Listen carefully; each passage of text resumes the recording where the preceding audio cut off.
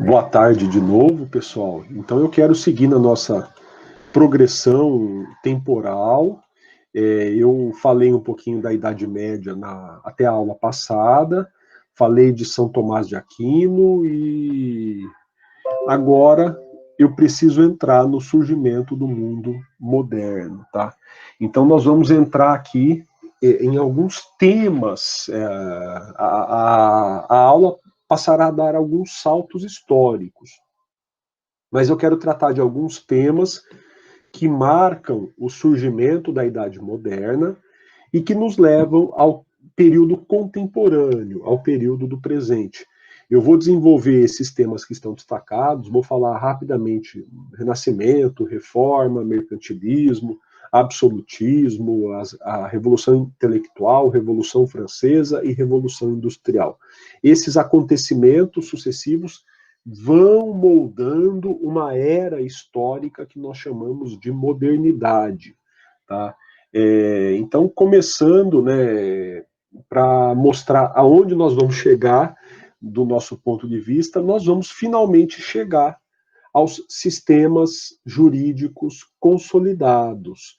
O direito brasileiro é um direito do sistema romanista, o direito português, francês, italiano, espanhol, são exemplos de direitos romanistas. E, em paralelo, eu tenho a common law, que é o modelo dos Estados Unidos, antes da Inglaterra, da Austrália, do Canadá. Ora, então nós passamos aqui pelo direito feudal, que influencia na formação dos direitos romanistas, passamos pelo direito canônico, e eu quero trazer acontecimentos históricos que ajudam a consolidar o sistema dos direitos romanistas. E eu vou fazendo interfaces e conexões com outros pontos, como a política, a economia e a filosofia. Então, avançando e progredindo como todas essas coisas vão se somando e desenhando o nosso sistema jurídico contemporâneo. Nós percorremos a Idade Média, o feudalismo, o direito canônico, falamos então dessas coisas até a aula passada, mostramos que a Idade Média é marcada por uma visão desigual entre os seres humanos, uma visão em que há pessoas com privilégios, pessoas sem privilégios, isso era aceito, a religião reforçava isso.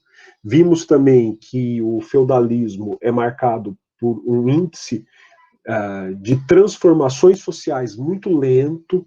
Então, existem transformações sociais, mas são muito lentas. A gente pode até caracterizar como havendo uma certa estabilidade da vida, e por isso, dentro dos feudos, os costumes tornam-se fonte do direito. E eu falei também um pouquinho que, sobretudo da metade para o final da Idade Média, a Igreja Católica se centraliza, se fortalece, ela vira um modelo de gestão que vai influenciar no Estado contemporâneo. O Estado contemporâneo vai copiar o modelo de gestão da Igreja Católica, e dentro da Igreja Católica vai se consolidar com corpus iuris canonici, o direito canônico. E aí duas coisas são interessantes do direito canônico. Primeiro, a influência processual que ele traz para a gente. O processo canônico é um processo inquisitivo, inquisitorial, então há perguntas que têm que ser respondidas: quem é o autor, houve o fato, quem é o autor do crime, quem é o que ele fez. Então são perguntas que são feitas, que vão sendo respondidas ao longo do processo, que é conduzido por profissionais e escrito. E também do direito canônico, nós vimos a ideia de sistema. O direito canônico é visto como um sistema coerente de regras, um sistema que não admite as antinomias, tá? Então, disso tudo nós falamos até a aula passada. Agora, a gente vai percorrer, nesse primeiro momento, um caminho, como eu disse para vocês, começando aqui a falar do Renascimento, da Reforma e do mercantilismo, tá?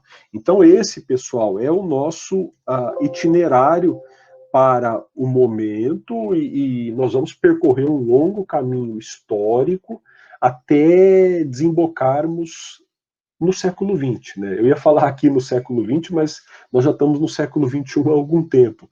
Então, até desembocarmos no século passado, que é o século XX. E aí terminamos o nosso percurso.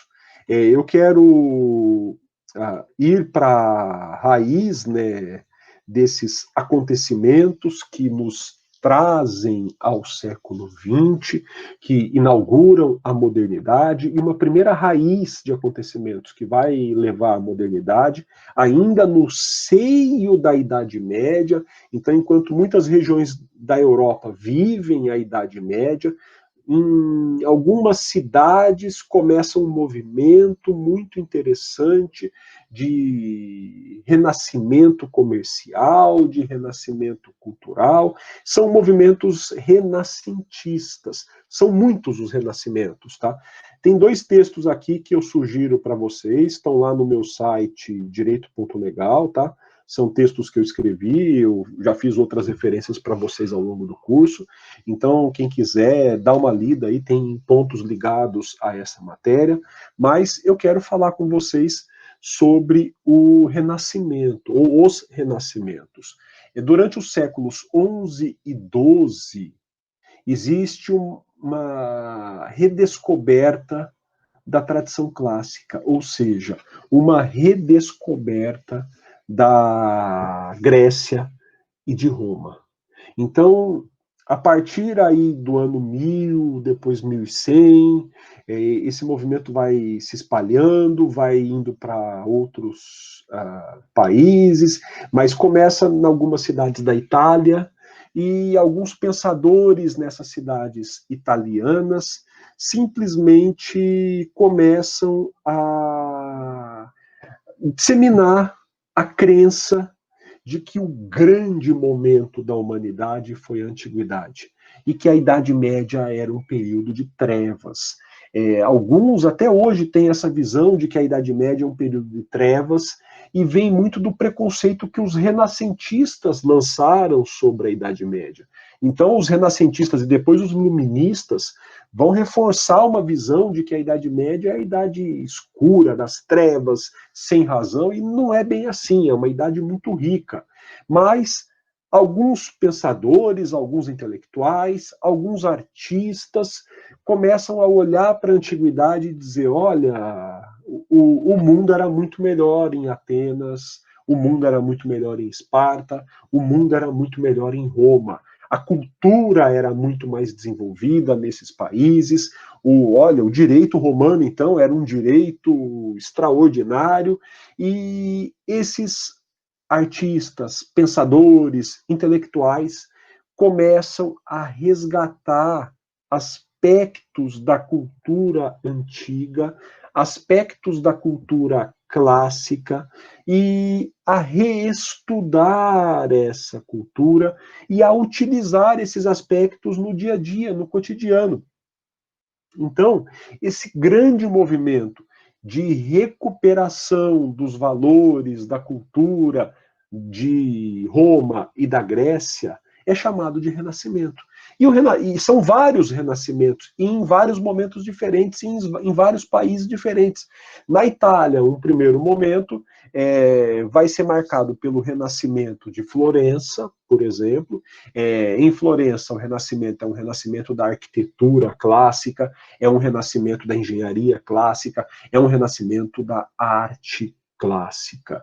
E vai acontecer em Bolonha, por exemplo, que tem uma das mais tradicionais faculdades de direito do mundo, que é a Faculdade de Bolonha, e dentro dessa faculdade, é disso que nós vamos falar, começa o renascimento do direito romano. Então, os professores de direito lá que estavam estudando direito canônico vão olhar para o passado e vão dizer, olha, o direito romano foi perfeito, o direito romano foi grandioso. E eles vão se debruçar sobre o estudo do direito romano. Mas vamos passo a passo, tá? Então, eu estava só dizendo para vocês que há esses renascimentos, há esses movimentos, e que vai haver o renascimento também dentro das universidades. O que as pessoas estudavam naquele momento, tá? Nós estamos ainda, cronologicamente, na Idade Média, embora eu esteja falando para vocês de um movimento que vai transcender a Idade Média, mas nós estamos cronologicamente na Idade Média. E as pessoas estudavam artes mecânicas e artes liberais. Olha, quem estudasse artes liberais estudaria o trivium e o quadrivium. O trivium ia estudar lógica, retórica e gramática. Então a pessoa vai aprender fundamentalmente a pensar, a falar e a escrever bem. Esse é o trivium. E depois a pessoa estudava o quadrivium. Ela vai aprender a fazer conta, a operar com as formas, vai aprender a conhecer o universo, a astrologia tinha esse sentido, e vai aprender sobre arte. Uma vez que a pessoa completasse o trivium e o quadrivium, ela poderia ingressar no ensino superior. E aí, se ela quisesse, havia 3 cursos clássicos, que são as 3 profissões clássicas: o direito, a teologia e a medicina. Só destacando profissão, vem de professar, vem de ter fé, de manifestar fé. Então, aquele que tem uma vocação vai escolher um desses cursos conforme a sua vocação. E esses eram os primeiros cursos superiores ensinados, e seja na escola, seja na faculdade, você está em um estabelecimento católico dentro da Europa. No caso do direito, as pessoas estudavam 2 coisas: o direito canônico e o direito romano. Mas, fundamentalmente, as pessoas estavam estudando o direito canônico porque restavam poucas informações sobre o direito romano. Bom, aqui eu tenho com vocês fotos da Universidade de Bolonha. Então, a Universidade de Bolonha, ela foi criada em 1088. Olha que coisa grandiosa. É uma faculdade que daqui a pouco vai fazer 1000 anos de existência, e ela está lá. Imagine estudar num lugar com 1000 anos de história. É demais, é extraordinário, tá? E o que acontece em Bolonha, pessoal? Um fenômeno que fica conhecido como o renascimento do direito romano. Em Bolonha, ou perto de Bolonha, né? Mas alguns padres numa igrejinha no interior da Itália, lá no século XII, vão fazer uma descoberta sensacional, que eu comentei com vocês que aconteceria. Eles vão redescobrir o Corpus Iuris Civilis, aquele que é o corpo, o código do direito civil. Olha, se vocês se lembrarem, eu contei para vocês que Justiniano foi um grande imperador, um dos últimos grandes imperadores romanos.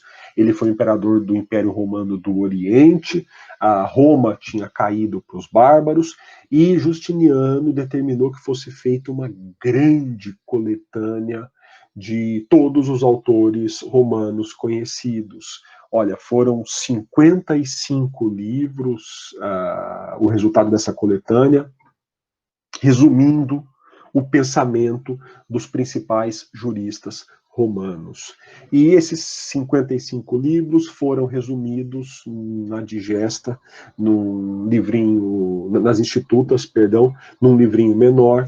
E veja, de repente, esses 55 livros, mais o livrinho resumido, esse material maravilhoso, extraordinário, organizado por Justiniano, foi redescoberto.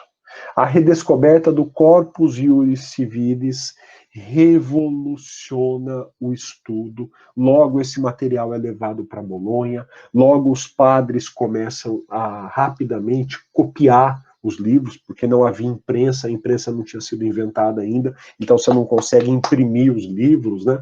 A imprensa vai ser inventada um pouco depois, mas os livros começam a ser copiados. E esse processo de cópia dos livros faz com que eles se espalhem por todas as universidades católicas na Europa. E, de repente, pessoal, o assunto do momento, para quem está fazendo direito, é o Corpus Iuris Civilis. E, de repente, todo mundo estava lá estudando bastante o direito canônico e um pouquinho o direito romano. A situação inverte. E todo mundo quer só estudar o direito romano, todo mundo está muito curioso, quer saber como era o direito em Roma, como era esse direito que começa a ser visto como tão perfeito, tão desenvolvido e que vai influenciar no momento. E a gente não pode perder de vista que isso está acontecendo numa cidade italiana, próxima de outras cidades italianas, como Veneza e como Florença, que vivem um surto comercial. Essas cidades estão se desenvolvendo, estão enriquecendo às custas do comércio, elas estão, então, precisando de ideias novas, elas estão precisando de mecanismos ou instrumentos jurídicos novos. O Corpus Iuris Civilis é redescoberto e ele passa imediatamente a ser estudado. E como que ele era estudado? Olha, pessoal, os alunos não tinham acesso ao livro. No que se transforma uma aula de direito naquele momento? Depois que o Corpus Iuris Civilis foi descoberto, o professor vira o lente, ele vira aquele que lê. O professor lê um trecho do corpus na aula, e é isso que os alunos querem, eles vão para a aula para que o professor leia um trecho do livro, o professor lê o trecho do livro e comenta o livro. Então a aula vira uma reunião, os alunos ficam sentados em volta do professor, o professor tem lá a cópia do corpus, ele lê e comenta. Lê e comenta. E os alunos tomam nota e tomam nota do que está sendo lido. Porque todo mundo quer saber o que está escrito. E se o professor falasse, olha, hoje eu não vou ler o corpus, os alunos iriam reclamar. Porque eu insisto, pessoal, imagine você, foi descoberto um grande livro de direito, todo mundo quer conhecer esse livro e não existem cópias do livro. Se eu tenho uma cópia e eu venho dar aula para vocês e não leio a cópia, vocês vão ficar frustradíssimos, vocês vão reclamar de mim na coordenação lá de Bolonha, né? Vocês vão reclamar de mim, por quê? Pô, o professor está vindo dar aula e ele está explicando coisas que não estão no corpus, coisas que não estão... Todo mundo quer conhecer o corpus, tá? Então, esse fenômeno faz com que as aulas se transformem praticamente numa leitura do corpus na Europa inteira. E aí vai se formando um conhecimento jurídico comum. Hoje, se você vai a uma universidade, a uma faculdade de direito na França, ela estuda o direito francês. Na Espanha, o direito espanhol. Em Portugal, o direito português. E na Itália, o direito italiano. Naquele momento, fosse uma faculdade inglesa, portuguesa, espanhola, italiana, todas estariam estudando o Corpus Iuris Civilis. Todas estariam estudando as mesmas questões, os mesmos temas decorrentes do corpus. A isso a gente chama de direito comum. Forma-se uma perspectiva única do direito em toda a Europa, ou também chamado de direito erudito. É o direito dos estudiosos, é o direito dos que estão fazendo faculdade na Europa. Logo, esse direito se espalha e ele sai dos muros das universidades e passa a ser usado no dia a dia. Como eu falei para vocês, as cidades italianas precisavam de novos instrumentos jurídicos. Havia uma realidade em mudança. Alguns pontos da Europa estão saindo da Idade Média e do feudalismo. Então, esse direito que começa a ser produzido nas faculdades, que é o mesmo na Europa inteira, apresenta algumas vantagens em relação ao direito costumeiro, em relação ao direito feudal. Primeiro, esse direito ele é escrito. Ele deriva de doutrina escrita, isso traz mais segurança. Os direitos costumeiros derivam de costumes muitas vezes manipulados pelos senhores feudais.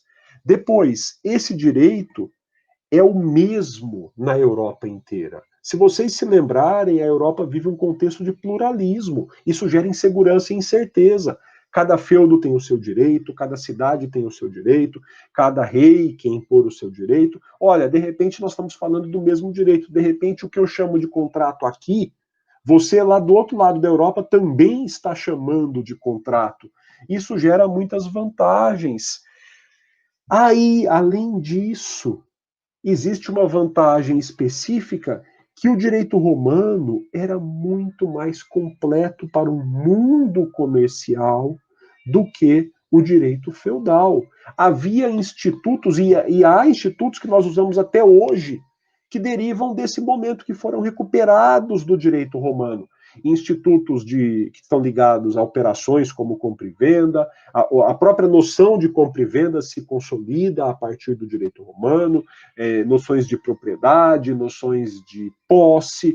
Então, muitas noções hoje derivam do direito romano, e um mundo complexo que está surgindo, um mundo comercial que está surgindo, precisa de novos institutos, precisa de institutos que trabalhem a fundo, por exemplo, a noção de responsabilidade civil, ou que trabalhem a fundo mecanismos de crédito que não existiam na sociedade feudal. O direito romano conhece vários institutos de crédito. Imagine que uma sociedade comercial como a de Florença, ou uma sociedade comercial como a de Veneza, ou das cidades portuárias que se espalham pela Europa, precisa de crédito e precisa estabelecer formas de garantir o crédito, pois o direito romano oferecia essas formas, oferecia esses instrumentos. É um momento extraordinário.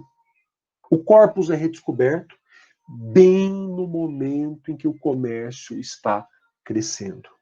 E o direito do corpus é um direito de uma cidade absurdamente comercial, de um império absurdamente comercial, que é Roma.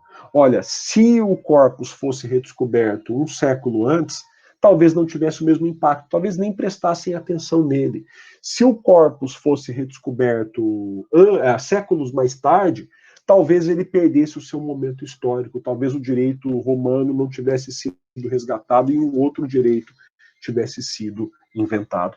Mas o fato é que ele foi descoberto na hora certa. Havia universidades, havia pessoas dispostas a estudar, e essas pessoas passam a estudar e a disseminar as noções do direito romano. Bom, dito isso, tá, eu quero só como curiosidade trazer umas palavrinhas para vocês sobre os métodos de estudo que aparecem, tá? Logo que o corpus é descoberto, o primeiro método de estudo é conhecido como escolástica. A escolástica parte da ideia de que o corpus é perfeito, o corpus é um sistema e você vai ler o corpus como mais ou menos os padres liam a Bíblia. Você vai ler o corpus como se ele fosse quase sagrado. Como era o estudo do corpus? Você lê um texto, questiona aquele texto, apresenta, você tem dúvidas quanto a um texto. O que significa esse instituto? Aí você vai citar outras passagens do corpus, que citam outros autores do corpus, com argumentos favoráveis e contrários. E aí você apresenta a tua solução para o problema, qual o argumento que está certo, quem está certo. A escolástica vai se transformar na escola dos glosadores. Os glosadores, eles dão um passo adiante. Eles vão ainda considerar o corpus um texto sagrado, um texto muito importante, mas eles começam a acrescentar comentários, que são as glosas. Eles começam a acrescentar comentários ao texto. Então, o texto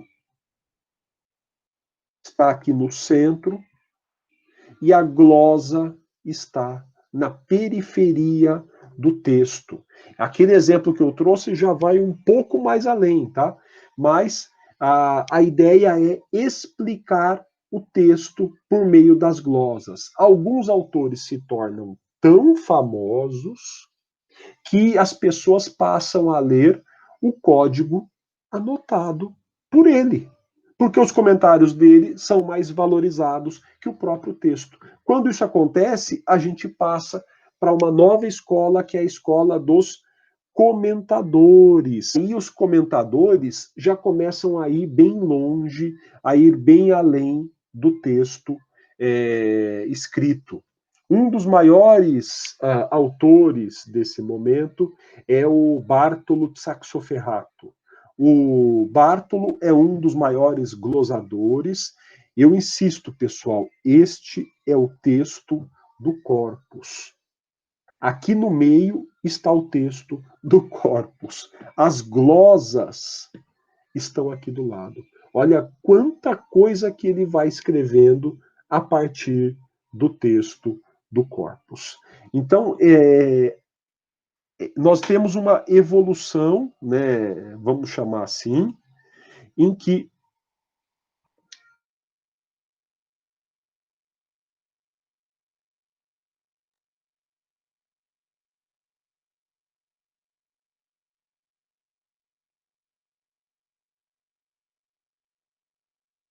no texto do corpus é sagrado. Séculos depois, ele vai se tornando só uma vaga referência. É uma lembrança que vai ficando cada vez mais distante, porque os comentários vão se tornando mais importantes do que o próprio texto do corpus. Tá? Bom, então o direito romano renasce, o direito romano ressurge, e, em paralelo, outros renascimentos vão acontecendo. Tá? Em 1350, mais ou menos, saindo do direito romano, começa um grande movimento na Itália de resgate da cultura grega e romana. Tá? O direito romano já está sendo estudado e começa um movimento de resgate de aspectos culturais. A grande marca aí é Brunelleschi, esse arquiteto. Ele vai voltar a usar as colunas e vai descobrir a perspectiva. Aí ele vai construir uma nova Florença, ele vai fazer obras magníficas em Florença. Nesse momento, o ser humano passa a ser muito valorizado, então há uma valorização ampla e restrita do ser humano. Em 1500, o Renascimento já se espalha pela Europa, ele sai do campo específico da arquitetura e da arte e entra também no campo das ciências. E aí nós vamos ter o Renascimento científico. E isso vai influenciar, por exemplo, na astronomia, a nossa visão de mundo, nossa visão do sistema solar, com Copérnico, Kepler e Galileu, que eu já mencionei para vocês, que vai ser julgado e condenado pela Igreja Católica, porque a Idade Média está aí, em paralelo, a história corre em paralelo, o futuro nasce e o passado continua existindo, tá? Então, o Renascimento se espalha, Florença vai tendo a sua cara modificada, vejam obras aí de Brunelleschi, né? Graças à perspectiva, ele pode retomar os domos, e ele constrói domos muito grandes, muito amplos, e Florença vai tendo sua cara urbana transformada, tá? Veja aqui o uso das colunas que ele resgata da cultura clássica. A arte começa a tentar recuperar os chamados padrões clássicos, e a ideia de que o pintor tem que retratar de forma mais fiel possível a realidade.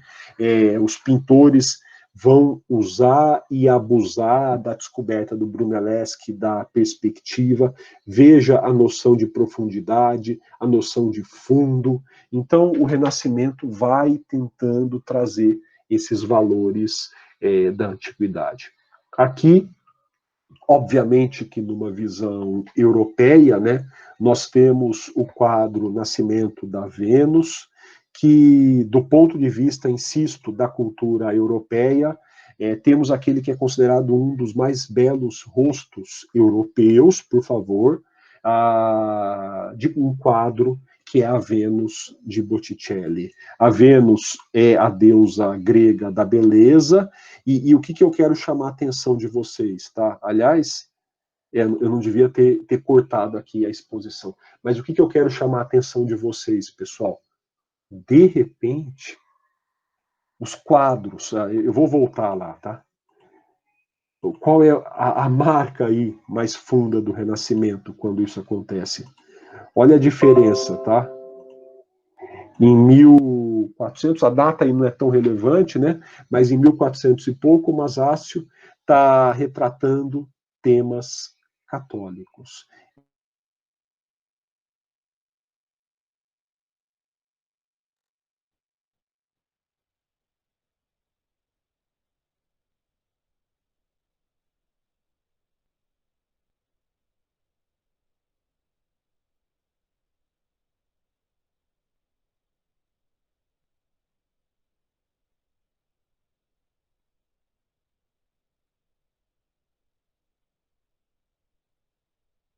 Ele está retratando, a partir de então, os próprios valores que são considerados pagãos estão sendo resgatados. Deus sumiu. A igreja não está gostando muito disso, né? Por isso a igreja está perseguindo Galileu, a igreja está perseguindo algumas pessoas. Por quê? De repente eu tenho uma obra de arte que mistura vários deuses da cultura pagã, mas que são, na verdade, deuses da cultura pagã. Então, isso é um marco, de repente, a arte passa a retratar temas pagãos, tá? A Francisca, pessoal, vocês estão tendo meu retorno? Tá tudo bem?